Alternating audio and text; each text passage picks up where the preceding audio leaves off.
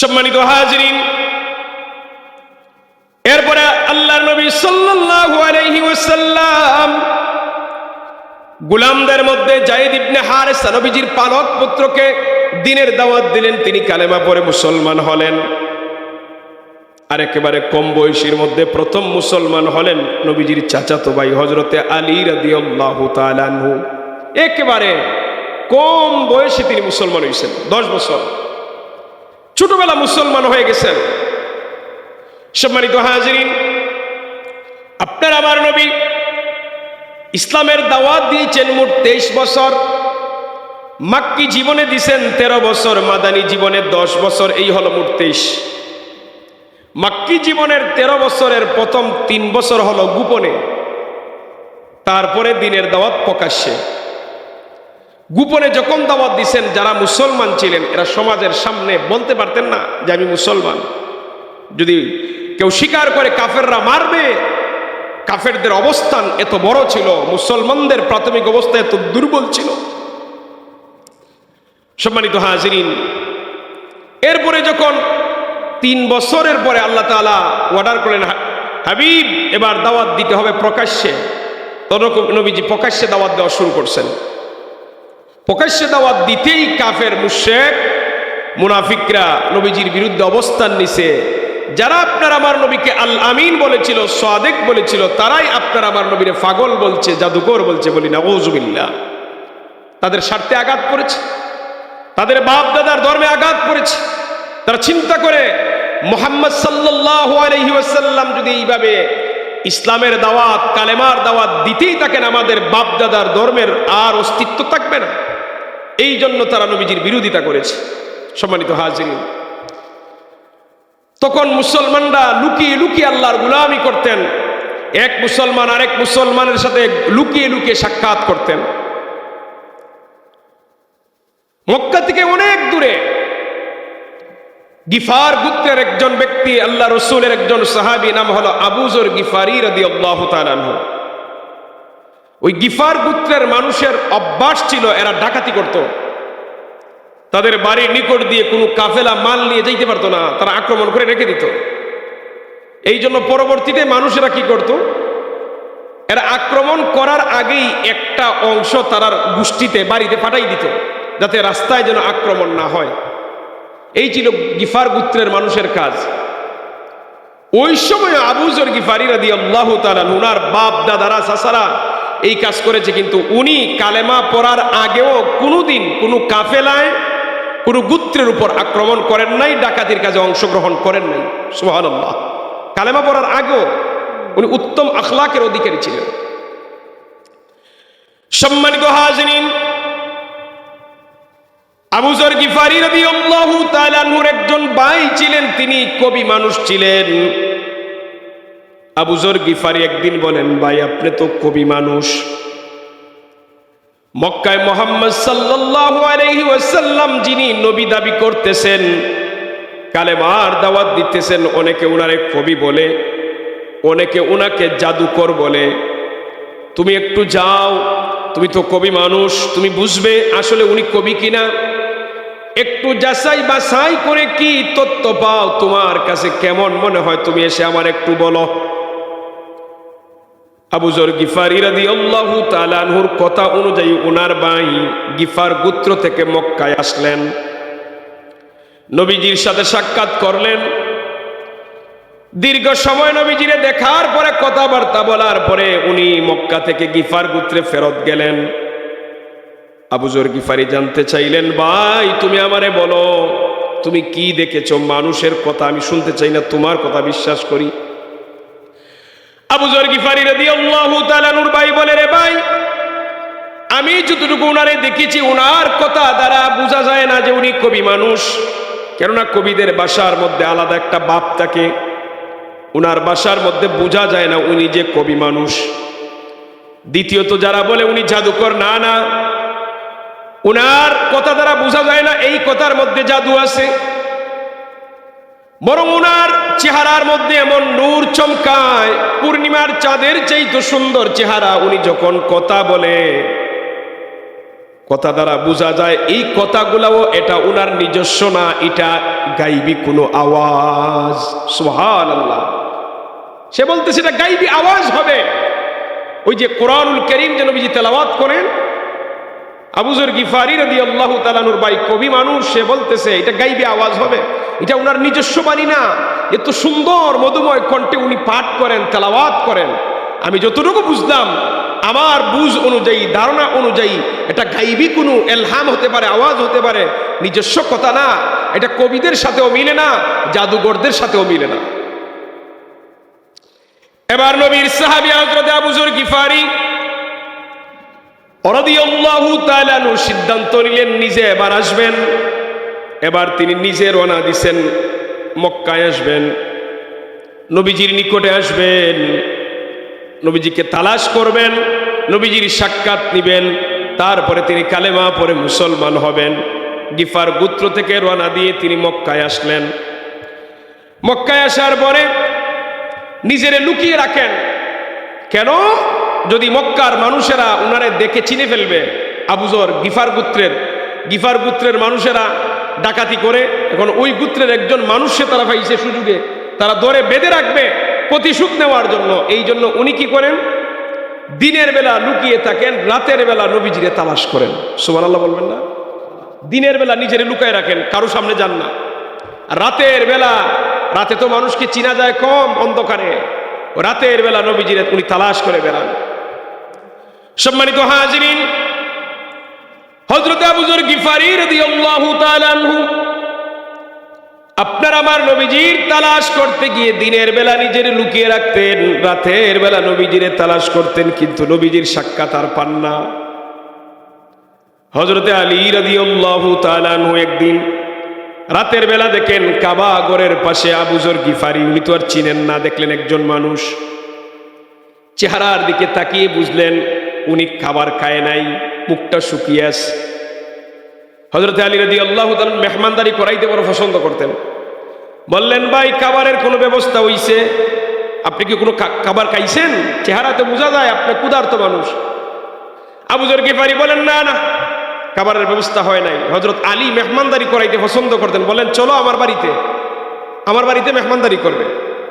নিয়ে গেছেন উনার বাড়িতে। হযরতে আলী রাদিয়াল্লাহু তাআলা আনহু নিজের বাড়িতে নিয়ে গেলেন, মেহমানদারি করাইলেন, কিন্তু কোনো কথাবার্তা নাই। হযরত আলী নিজের পরিচয় দেন না যে তিনি নবীর সাহাবী, আর আবু যর গিফারিও বলেন না যে তিনি নবীরে তালাশ করার জন্য আসছেন। আবু যর গিফারির ভয় হলো, আমি যদি উনার কাছে বলি যে আমি নবীজির কে তালাশ করতেছি, উনি যদি আমারে মারে। আর হযরত আলী রাদিয়াল্লাহু তাআলা নিজের পরিচয় দেন না, আমি যদি বলি নবীর সাহাবী, সে যদি আমারে মারে। দুইজনের ভিতরের খবর কাউকে বলতেছে না। মেহমানদারি চলছে, খাওয়া দাওয়া চলছে। খাওয়া দাওয়া চলার পরে এই দিন বিদায় দিয়ে দিছেন। পরের দিন হযরত আলী দেখেন আবারও একই ব্যক্তি একই জায়গায় দাঁড়ানো। বললেন, কি আজকে খাবারের ব্যবস্থা হয়েছে? বললেন, না, চলো আজকেও আমার বাড়িতে। হযরতে আলীর বাড়িতে গেছেন। দ্বিতীয় দিনও খাবার খাওয়া হইছে, দ্বিতীয় দিনও কোনো প্রশ্ন নাই। কেউ কারো ভিতরের কথা বলেন না, বললেই যদি বিপদ আসে। চিন্তা করে দেখেন, শুধু মুসলমান হওয়ার জন্য আল্লাহ রসুলের সাহাবায়ে কেরাম কতটুকু ত্যাগ স্বীকার করেছে, শুধু মুসলমান হওয়ার জন্য, নবীর সাক্ষাৎ পাওয়ার জন্য, কালেমা পড়ার জন্য। দ্বিতীয় দিন একইভাবে বিদায়। এবার তৃতীয় দিন আবারও সাক্ষাৎ। বললেন, কি ব্যাপার? যতদিন যায় পরিচয় বাড়ে। খাবারের ব্যবস্থা হয়েছে? বললেন, না, চলো আজকে আমার বাড়িতে। তৃতীয় দিন খাবার দাওয়ারের পরে হযরতে আলী রাদিয়াল্লাহু তাআলা আনহু জ্ঞানী মানুষ ছিলেন, চেহারার দিকে তাকিয়ে অতটুকু বুঝতে পারলেন মানুষটা ভালো হবে। হযরত আলী বলেন, ভাই, কি তোমার পরিচয় আমার জানা নাই? কোন উদ্দেশ্যে মক্কায় সফর করো, ভ্রমণ করো? কি উদ্দেশ্যে মক্কায় ঘোরাঘুরি করো? আমার কাছে বলতে পারো, তোমার কথা আমার কাছে আমানত থাকবে, কাউকে বলবো না। এই কথা শোনা মাত্র আবু যর গিফারি একটু সাহস পাইলেন, তাহলে বলা যায়। কতটুকু সতর্কতা অবলম্বন। হযরত আবু যর গিফারি বলেন, ভাই, আমার নাম আবু যর, বাড়ি গিফার গোত্রে, মক্কায় এসেছি রাহমাতাল লিল আলামিন, নবীজি দিনের দাওয়াত দেন, নবীজির সাক্ষাৎ পাওয়ার জন্য নবীজির কাছে যেতে চাই, নবীজিরে দেখতে চাই, কালেমা পড়ে মুসলমান হতে চাই। সুবহানাল্লাহ। সম্মানিত হাজির, হযরত আলী বলেন, ভাই আপনি জায়গা মতো আসছেন, আমার নাম আলী, আমি নবীর সাহাবী। জায়গা মতো আসছেন, আমি নবীর কাছে আপনারা নিয়ে যাব, তবে সাবধান, আপনি আমাকে দূর থেকে অনুসরণ করবেন, আমি সামনে যাব, আপনি পিছনে পিছনে আসবেন, কাছাকাছি না, অনেক দূর থেকে অনুসরণ করবেন। যদি কাফেররা দেখে ফেলে আপনারও মারবে, আমারও মারবে। হযরত আলী সামনে অগ্রসর, আবু যর গিফারি রাদিয়াল্লাহু তাআলা আনহু পিছনে পিছনে যান। একটা গোপন জায়গার মধ্যে গিয়ে দেখেন রাহমাতাল লিল আলামিন নবীজি বসা। সালাম দিলেন, কথাবার্তা হলো। নবীজির চেহারার সৌন্দর্য দেখে আবু যর গিফারি বলেন, ইয়া রাসূলুল্লাহ, ইয়া হাবিবাল্লাহ, দেরি নয়, এখনই আমারে কালেমা পড়ে মুসলমান বানিয়ে দেন। কালেমা পড়ে মুসলমান হয়ে গেছেন। আমার নবী জানতে চাইলেন, আবু যর গিফারি, তুমি আমারে বলো, তুমি কতদিন যাবত মক্কায়? আবু যর গিফারি বলেন, 3 দিন যাবত আলীর সাথে আমার দেখা হয়, প্রতিদিন আলী তার বাড়িতে নিয়ে যায়, খাবার খাওয়ায়। আলীর সাথে দেখা হওয়ার আরো 1 মাস আগ থেকে আমি মক্কায় অবস্থান করতেছি, আপনারে তালাশ করতেছি। সুবহানাল্লাহ বলবেন না? একটু জোরে বলেন সুবহানাল্লাহ। 1 মাস ধরে উনি নবীজির তালাশ করতেছেন, নবীজির সাক্ষাৎ আর পান না। আমার নবী জানতে চাইলেন, তুমি 1 মাস থাকলে কোথায় আর খাইলে কি? হযরতে আবু যর গিফারি বলেন, ইয়া রাসূলুল্লাহ, ওগো মায়ার নবী, দিনের বেলা নিজেরে লুকিয়ে রাখতাম যাতে মক্কার কাফেররা আমারে না দেখে। যদি কাফেররা দেখে ফেলে আমারে চিনে ফেলবে যে আমার বাড়ি গিফার গোত্রে, তারা আমারে মারবে, তারা বন্দি করে রাখবে। এই জন্য দিনের বেলা কাবা ঘরের গিলাফের কাপড়ের ভিতরে নিজের সারাটা দিন লুকিয়ে রাখতাম। রাতের বেলা মানুষ চিনবে না, বুঝবে না, রাতের বেলা আপনারে তালাশের জন্য খুঁজে বের হইতাম। দিনের সারা দিন লুকিয়ে থাকতেন গিলাফে ধরে, রাতের বেলা নবীজিরে তালাশের জন্য বের হইতেন। আমার নবীজি প্রশ্ন করেন, আবু যর গিফারি, তুমি 1 মাস কি খাইলে, কি খেয়ে তুমি বাঁচতে আমারে বলো। হযরত আবু যর গিফারি বলেন, ইয়া রাসূলুল্লাহ, ওগো মায়ার নবী, দীর্ঘ 1 মাস আমি শুধুমাত্র জমজমের পানি খেয়ে জীবিত ছিলাম। সুবহানাল্লাহ বলবেন না? জমজমের পানিকে উনি বেঁচে ছিলেন, জমজমের পানি, আর কোনো খাবার নাই। এই পৃথিবীর সবচেয়ে পবিত্র পানি হলো জমজম। যারা গেছেন, যারা খাইছেন তারা বুঝেন, এই পানির চেয়ে পবিত্র পানি এই জমিনে আর নাই। আজ বিজ্ঞানীরা গবেষণা করে দেখেছে, এই খাবারের মধ্যে যেগুলি উপাদান থাকে, এই পানির মধ্যে খাবারের উপাদানও আছে। সুবহানাল্লাহ।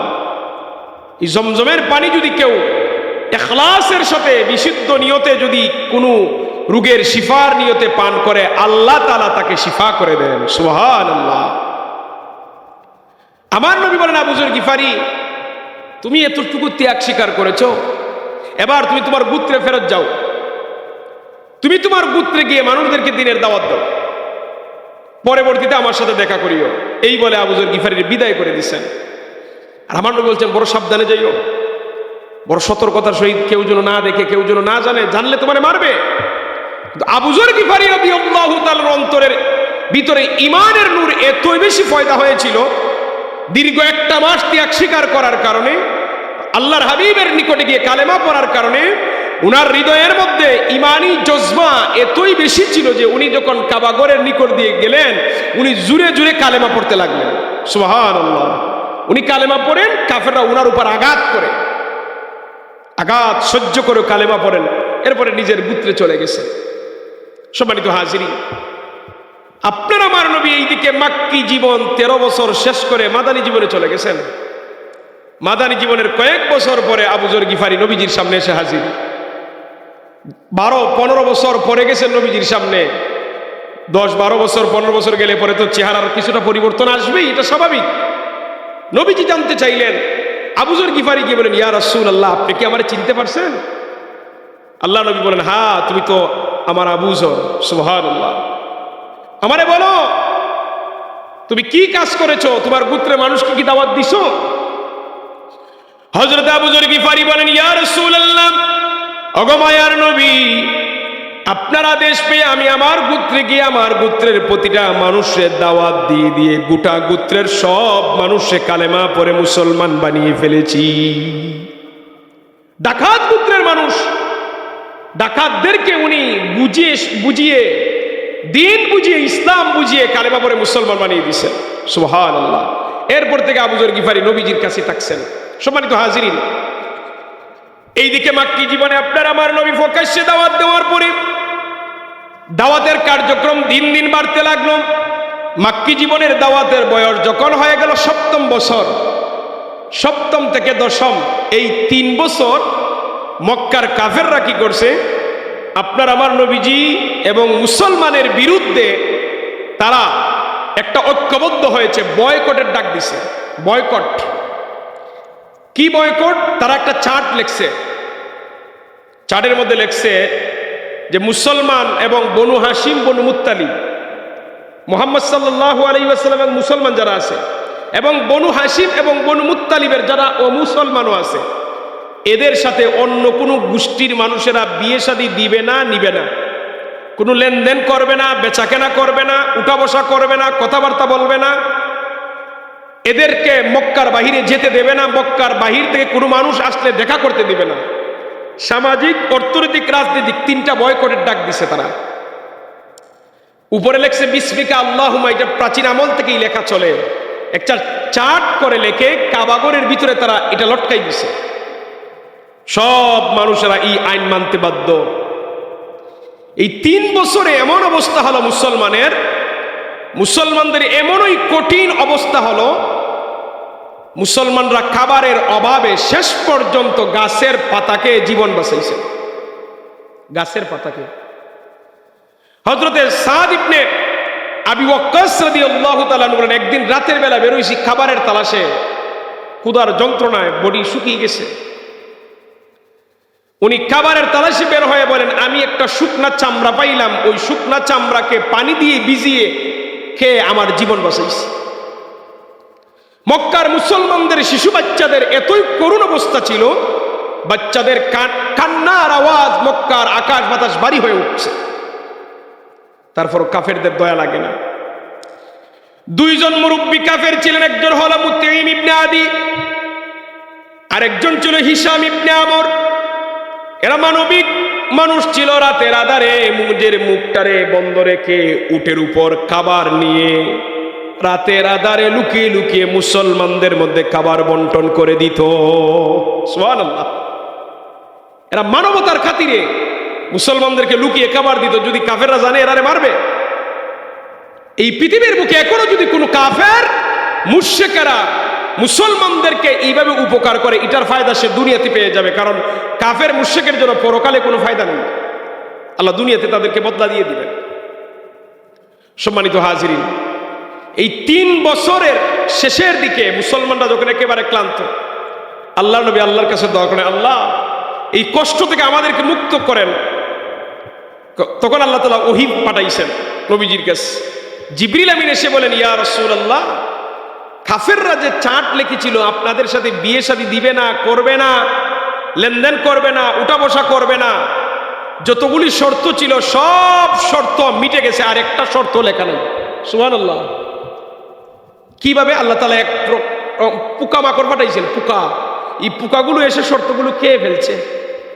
তো নবীজি এই কথা নবীজির চাচা আবু তালেবরে বলছেন। আবু তালেব কিন্তু মুসলমান না, কিন্তু নবীজির পক্ষে কাজ করতেছেন, নবীজির সাথে আছেন।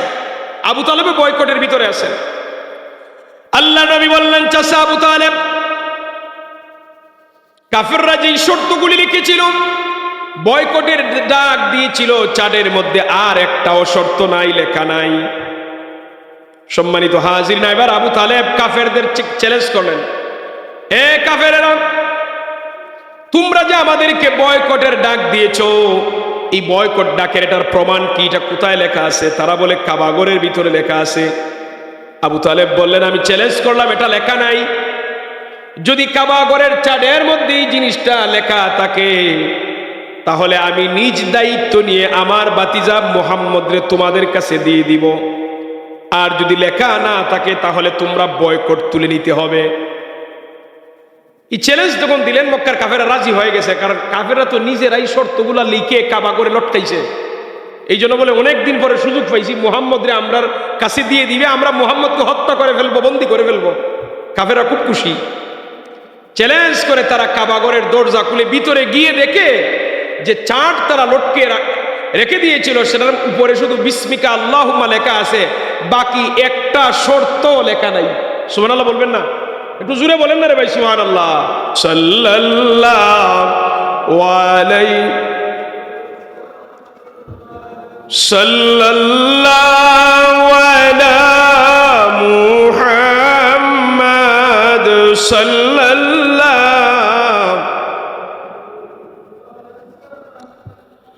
وجب الشكر علينا ما دعا لله داعي صلى الله على محمد صلى الله عليه وسلم صلى الله على মুহাম্মাদ সাল্লাল্লাহু।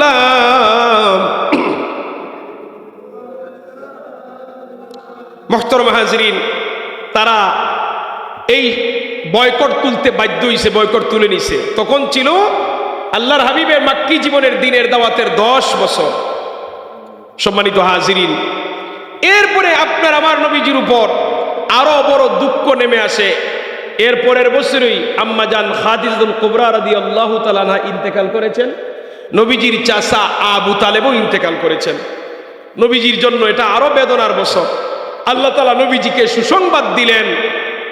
এরপরে আল্লাহ তাআলা আপনার আমার নবীজিকে দাওয়াত দিয়ে মেরাজে নিয়ে গেছেন উর্দু আকাশে। বলি সুবহানাল্লাহ।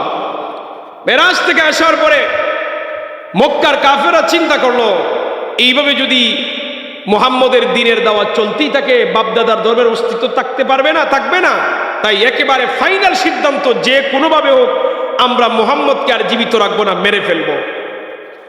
এবার মক্কার বড় বড় মুশরিকেরা কাফেররা ঐক্যবদ্ধ হয়ে, মক্কার দারুন নাদওয়া ছিল তাদের জাতীয় সংসদ ভবন, বড় বড় সিদ্ধান্ত দারুন নাদওয়াতে হতো। দারুন নাদওয়ায় তারা বৈঠক ডাকলো, মিটিং ডাকলো। মক্কার বড় বড় লিডারেরা দারুন নাদওয়াতে উপস্থিত। কিসের জন্য মিটিং? একমাত্র আপনার আমার নবীজিরে হত্যা করা বা একেবারে দুনিয়া থেকে বিদায় করে দেওয়া, এটার ফায়সালা হবে আজ।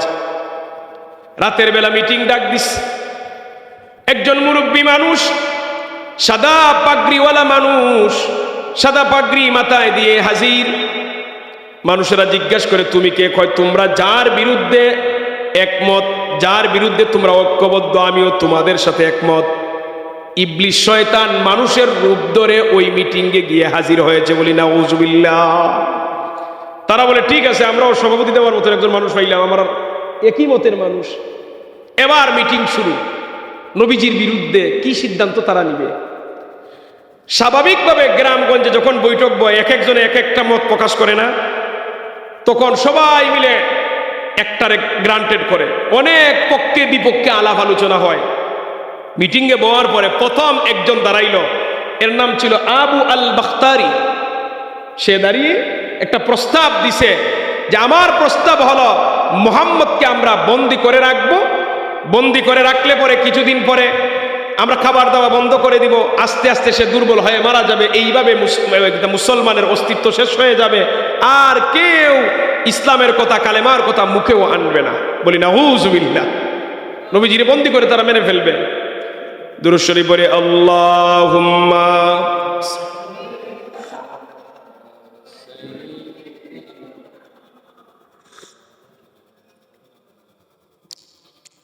ওয়ালা আলি সাইয়্যিদিনা। জবান খুলে পড়ি না আল্লাহুম্মা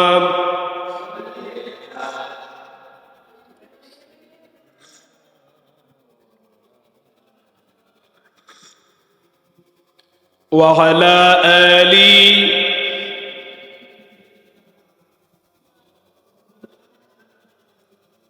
আরো মহব্বতে পড়ি আল্লাহুম্মা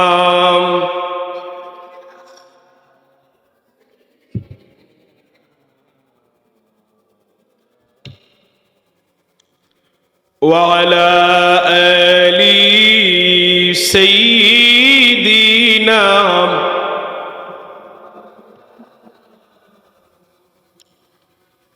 মক্কার বড় একজন কাফের, নাম তার আবু আল বাখতারি, সে দাঁড়িয়ে বলে আমার প্রস্তাব হলো মুহাম্মদকে আমরা বন্দী করে রাখব।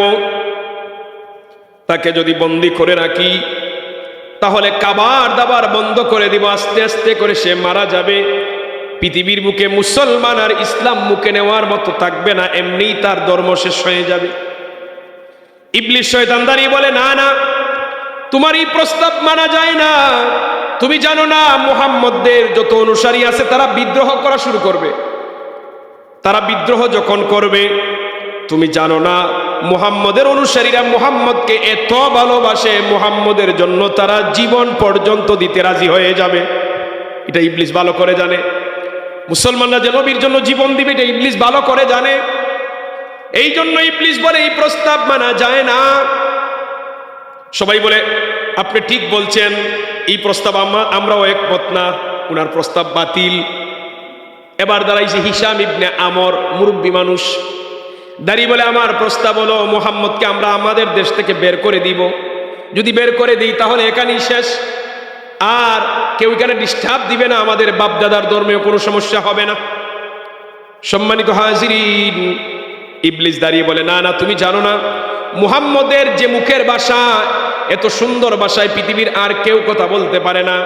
যেই জায়গায় যাবে ওই জায়গার মানুষকে ভক্ত করে ফেলবে, তার দলবল আরো বড় হবে, ভবিষ্যতে তোমাদের বিরুদ্ধে যুদ্ধ করবে। তোমার এই মত, তোমার এই প্রস্তাবও মানা যায় না। সবাই বলে ঠিক আছে, আমরাও মানি না। এবার তৃতীয় নম্বরে দাঁড়াইছে আবু জেহেল।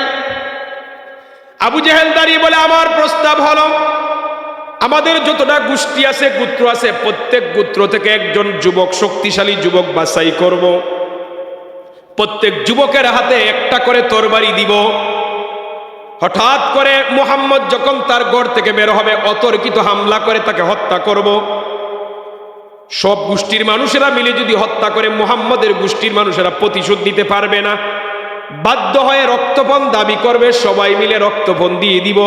এইভাবে করে মুহাম্মদের অস্তিত্ব বিলীন হয়ে যাবে, তাহলে আর কোনো সমস্যা হবে না। ইবলিস দাঁড়িয়ে বলে এই প্রস্তাবটা আমার পছন্দ হয়েছে। নাউজুবিল্লাহ।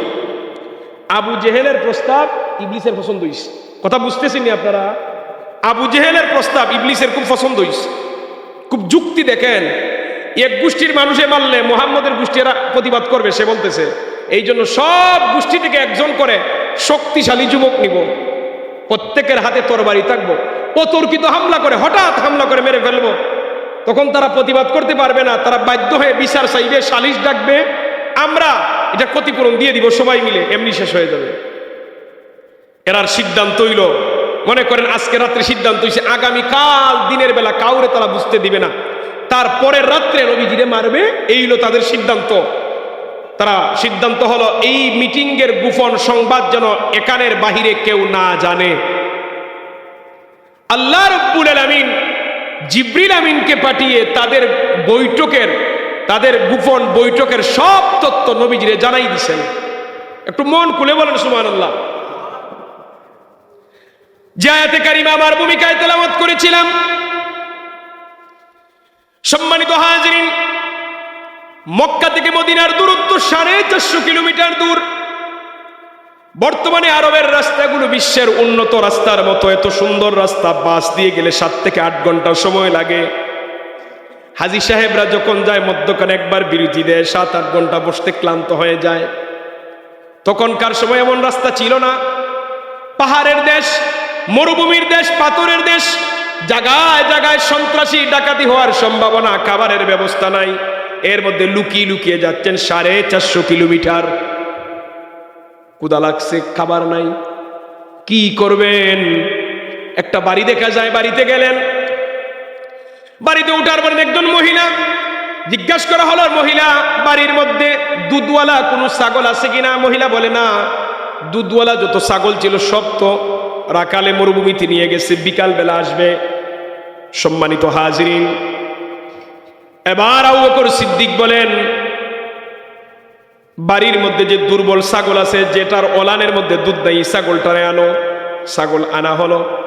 নবীজি বলেন, আবু বকর বলে একটা পাত্র দেওয়ার জন্য দুধ দহনের পাত্র দেওয়া হলো। রাহমাতাল লিল আলামিন, আপনার আমার নবীজি দুধহীন ওলানের মধ্যে, দুধ নাই এমন ছাগলের ওলানের মধ্যে নবীজির হাত মুবারক দেওয়ার সাথে সাথে দুধে ওলানটা পরিপূর্ণ হয়ে গেল। দুধ দহন করছেন, পাত্র ভরে গেছে। নবীজি আগে সিদ্দিকে আকবরের পান করাইছেন। সুবহানাল্লাহ। আবু বকর তুমি সাথী, তুমি পান করো। উনি পান করছেন, সাথে যে গোলাম ছিল সে পান করছে। তারপরে আমার নবীজি দুধ পান করছেন। তারপরে ওই দুধটা মহিলারে বলছেন পান করো, আর এই কথা বলছেন যে তোমার স্বামী আসলে তোমার স্বামীরও এই দুধ পান করাবে। সুবহানাল্লাহ। সম্মানিত হাজিরিন, এইভাবে দীর্ঘ পথ পাড়ি দিয়ে মক্কা থেকে মদিনায় আসছেন। মদিনায় এসে প্রথমেই কুবা নগরীতে অবস্থান করেছেন আবু আইয়ুব আনসারী রাদিয়াল্লাহু তাআলা আনহুর বাড়িতে। ওই কুবা গিয়ে অবস্থান করে ওই জায়গায় আল্লাহর নবী সর্বপ্রথম একটা মসজিদ নির্মাণ করেন, মসজিদে কুবা, পৃথিবীর প্রথম মসজিদ। কাবাগরের পরে, মসজিদ আকসার পরে এই মসজিদ হলো মসজিদে কুবা, প্রথম মসজিদ। এরপরে আবার চলতে লাগলেন, গিয়ে এক জায়গায় উঠটা বসে পড়ছে। আমার নবীজি ওই জায়গায় বিশ্রামের ব্যবস্থা করেছেন। পরবর্তীতে ওই জায়গায় মসজিদে নববী নির্মিত হয়। সুবহানাল্লাহ। যেই জায়গায় নবীজির উট গিয়ে থেমে গেছে ওই জায়গায় মসজিদে নববী নির্মাণ করা হয়। সম্মানিত হাজিরিন, আপনার আমার নবী মদিনায় গেলেন। আমার আলোচনার যে মূল সারাংশ সেটা হলো, দেখেন আপনার আমার নবীজি দিনের দাওয়াত দিতে গিয়ে কত ষড়যন্ত্রের মোকাবেলা করতে হয়েছে, ঠিক না? নবীজি দাওয়াত দিয়েছেন ইসলামের, নবীজি দাওয়াত দিয়েছেন ভালো কাজের, নবীজি দাওয়াত দিয়েছেন ইমানের। আর সেই ইমানের দাওয়াত দিতে গিয়ে পৃথিবীর সর্বশ্রেষ্ঠ নবী, সর্বশ্রেষ্ঠ রাসূল, সর্বশ্রেষ্ঠ সত্যবাদী নবীর বিরুদ্ধে মানুষেরা অপবাদ দিছে উনি জাদুকর, উনি মিথ্যাবাদী, দুকাবাজ, প্রতারক, অশ্লীল ভাষায় গালিগালাজ করেছে। সম্মানিত হাজির, এখান থেকে শিক্ষা হলো, আপনি যদি সত্যের পথে থাকেন, আপনি যদি হকের পথে থাকেন, আপনি যদি ভালো পথে থাকেন, আপনার বিরুদ্ধে এরকম অভিযোগ আসতে পারে, ঠিক না? আপনি ভালো কাজ করতে গেলে বাধা আসবে, ভালো পথে চলতে গেলে বাধা আসবে, নবীজির পথে চলতে গেলে অবশ্যই বাধা আসবে। সম্মানিত হাজিরিন, আরেকটা বিষয় দেখেন, নবীজি তো রাহমাতাল লিল আলামিন, দোয়া করলে আল্লাহ রাস্তা সহজ করে দিতে পারতেন। মক্কা থেকে ডাইরেক্ট মদিনা যাইতে পারতেন, কিন্তু মক্কা থেকে মদিনায় না গিয়ে গারে সুরে কেন গেছেন? 3 দিন কেন থাকলেন? নবীজি যেইভাবে নিজের হুজরা থেকে বের হওয়ার সময় দোয়া পড়েছিলেন, আয়াতে কারিমা তেলাওয়াত করেছিলেন, কাফেরা নবীজিরে দেখছে না। চাইলে তো নবীজি এইভাবে সারাটা পথ মদিনা যাইতে পারতেন কি না? কিন্তু আল্লাহ নবী রাহমাতাল লিল আলামিন হলেন দুনিয়ার সমস্ত মানুষের জন্য শিক্ষক। নবীজি আমাদেরকে আদর্শ শিক্ষা দিয়ে গেছেন, হে আমার উম্মতেরা, তোমরাও দুনিয়ায় ভালো কাজ করতে গিয়ে যদি বিপদ আসে সতর্কতা অবলম্বন করে চলবে। আল্লাহর উপর তাওয়াক্কুল করা তো অবশ্যই লাগবে, পাশাপাশি সতর্কতা অবলম্বন করে চললে কাজের মধ্যে সফলতা আসবে। মনে করেন আমি আর আল্লাহর উপর তাওয়াক্কুল আমাদের সবার আছে, এখন যদি আমি বিশ্ব রোডের মাঝখানে দাঁড়িয়ে যাই, না আমি মরবো না, আল্লাহর উপর তাওয়াক্কুল আছে, এইটার নাম তাওয়াক্কুল না। তাওয়াক্কুল করে আপনাকে সতর্কতা অবলম্বন করে রাস্তার কিনারা দিয়ে চলতে হবে। আপনার আমার নবীজি ওই পরিবেশ পরিস্থিতিতে কিভাবে নিজেরে লুকিয়ে রাখা যায়, কাফেরদের আড়ালে রাখা যায়, এই জন্য গারে সুরে গিয়ে আশ্রয় নিলেন, লুকিয়ে থাকলেন, উম্মতে মুহাম্মদীর জন্য শিক্ষা দিয়ে গেলেন যে দ্বীনের কাজ করতে গেলে, ইসলামের কাজ করতে গেলে এরকম বাধার সম্মুখীন আসলে পরে তোমরাও সতর্কতা অবলম্বন করবে, তোমরাও এইভাবে সাবধানে কাজ করবে। সম্মানিত হাজির, যদি মুসলমান হয়ে থাকি, আমরা প্রকৃত মুসলমান, আপনার আমি যদি ইমানদার হয়ে থাকি, জীবনে আফদ বিপদ আসবেই, আসলে পরে সবর করতে হবে, ধৈর্য ধরতে হবে, নবীজির পদ্ধতি অনুযায়ী চলতে হবে, তাহলে আল্লাহ তাআলার পক্ষ থেকে সাহায্য আসবে।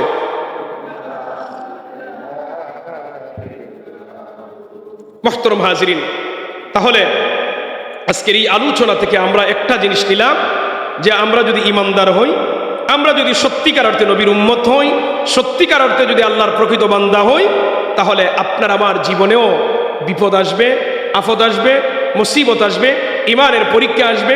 আমাদেরকে সবর করতে হবে, ধৈর্য ধারণ করতে হবে, আল্লাহর উপর তাওয়াক্কুল করে সতর্কতা অবলম্বন করতে হবে। তাহলে আপনার আমার জীবনে সফল হতে পারবো। অনেক সময় আমরা ধৈর্য হারা হয়ে যাই, বিপদ আসলে পরে, মুসিবত আসলে পরে এমন কথাবার্তা আমরা বলে ফেলি, আমাদের জবান দিয়ে চলে আসে, অনেক সময় ইমান যাওয়ার সম্ভাবনা আসে। ইমান যাওয়ার সম্ভাবনা আসে কিভাবে দেখেন? শুধুমাত্র আল্লাহ তাআলা আমারই দেখে, আর কাউরে দেখে না, শুধু আমারই বিপদ দেয়। হ্যাঁ, আমি নামাজ পড়ি, আল্লাহ আমারই বিপদ দেয়। আমি রোজা রাখি, আমি ভালো পথে চলি, শুধু আল্লাহ আমারই বিপদ দেয়। হে বেচারা, এক ওয়াক্ত নামাজ পড়ে না, একদিন রোজাও রাখে না, সুদ খায়, ঘুষ খায়, নাফরমানি করে, তার সম্পদের অভাব নাই।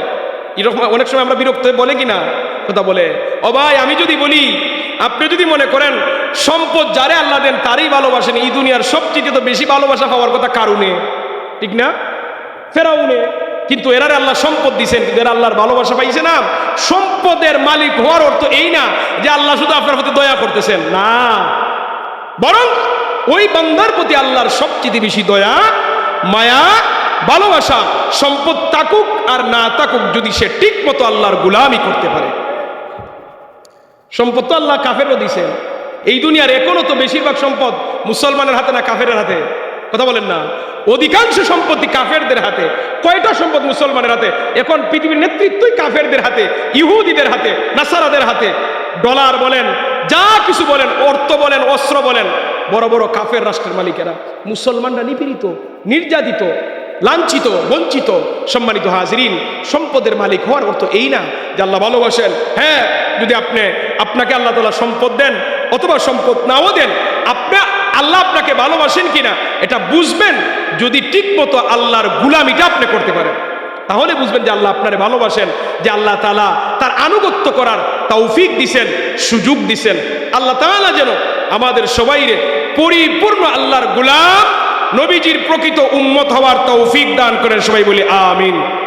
ওয়া আখিরু দাওয়ানা আলহামদুলিল্লাহি রাব্বিল আলামিন। সাল্লাল্লাহু আলা সাইয়্যিদিনা ওয়া মাওলানা মুহাম্মদ ওয়া আলা আলিহি ওয়া আসহাবিহি ওয়া সাল্লাম। সাল্লাল্লাহু আলা সাইয়্যিদিনা ওয়া মাওলানা মুহাম্মদ ওয়া আলা আলিহি ওয়া আসহাবিহি ওয়া সাল্লাম। আল্লাহুম্মা আমিন। আলহামদুলিল্লাহি রাব্বিল আলামিন ওয়াসসালাতু ওয়াসসালামু আলা রাসূলিহিল কারীম ওয়া আলা আলিহি ওয়া আসহাবিহি আজমাইন। ربنا ظلمنا أنفسنا وإن لم تغفر لنا وترحمنا لنكونن من الخاسرين। আয় রব্বে করিম, বড়তলা গ্রামবাসীর উদ্যোগে সকল মুর্দে গানের ইসালে সবগুলোকে 11তম বার্ষিক ওয়াজ মাহফিলে কবুল আর মঞ্জুর করে নাও। মাহফিলের খাতির এলাকার সমস্ত বেফানা মুর্দে গানদেরকে মাফ করে দাও। আল্লাহ, মাহফিল আয়োজন করতে গিয়ে দেশ বিদেশ থেকে যে যেভাবে সাহায্য সহযোগিতা করেছেন, তামামের সাহায্য সহযোগিতারে কবুল আর মঞ্জুর করে নাও। আয় রব্বে করিম, এলাকার প্রবাসীদের হায়াত বরকত দাও, সাদা দাড়িওয়ালা মুরব্বীদের হায়াত বরকত দাও, যুবকদেরকে দিনের পথে কবুল করে নাও। মা বোনরা হাত তুলেছেন, তাদেরকে আবেদা সালেহা বানিয়ে দাও। আল্লাহ, দুনিয়ার তামাম মুমিন মুসলমানদেরকে মাফ করে দাও। আমাদের পীর ও মুর্শিদের দরজাত্রে বুলন্দ করে দাও। বড় সাহেব কিবলার হায়াত বরকত দাও। এই সিলসিলার যত বুজুর্গানে কেরাম কবরের দেশে প্রত্যেকের মর্যাদা বাড়িয়ে দাও। আল্লাহ, আমরা মক্কা মদিনার মুসাফির বানাও। স্বপ্নে যুগে নবীর দিদার দিয়ে কলিজারে শীতল করে দাও। আল্লাহ, আমাদের অন্তরে নবীজির প্রতি ইশক ও মহব্বত পয়দা করে দাও। আয় রব্বে করিম, এই এলাকার মধ্য থেকে আল্লাহ ভালো ভালো মানুষ পয়দা করে দাও। হুফাজুল কোরআন, কুররাতুল কারি, আলেম উলামা বানাই দাও। আল্লাহ, মসজিদের যত কাজ বাকি আছে আপনার গাইবী খাজানা থেকে পূর্ণ করে দাও। এই মসজিদের এলাকারবাসীর জন্য নাজাতের উসিলা বানাই দাও। এই মাহফিলের এলাকাবাসীর জন্য নাজাতের উসিলা করে দাও। আল্লাহ, আপনার হাবিবের উসিলায় আমাদের সকলের মুনাজাতকে কবুল করে নাও। আল্লাহ, মুসাফির সফরের কবুল করো, বিমারের শিফা করো। আল্লাহ, বিমার নিয়ামতের শিফা নিয়ামত দিয়ে পরিবর্তন করে দাও। সুবহান রাব্বিকা রাব্বিল ইজ্জাতি আম্মা ইয়াসিফুন ওয়া সালামুন আলাল মুরসালিন ওয়াল হামদুলিল্লাহ।